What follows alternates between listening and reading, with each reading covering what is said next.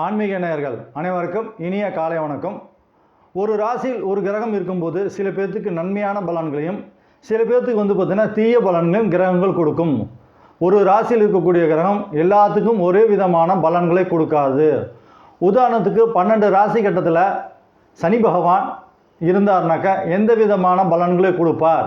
இப்போ பார்த்தீங்கன்னாக்கா மீன ராசியில் சனி பகவான் இருக்கிறார் அப்படின்னா மீன ராசியில் பிறந்தவங்களுக்கு சனி பகவான் எந்த விதமான பலன்களை கொடுப்பார் அப்படின்னாக்கா, ஒரு ராசியில் ஒரு கிரகம் இருந்து அந்த கிரகம் உங்களுக்கு நன்மையை செய்யணும்னாக்கா எந்த ராசியில் கிரகம் இருக்கிறதோ அந்த ராசிக்கு உரிய கிரகமும் ராசியில் உள்ள கிரகமும் நட்பு நிலையில் இருந்துச்சுனாக்கா அந்த கிரகம் உங்களுக்கு நன்மையான பலன்களை கொடுக்கும்.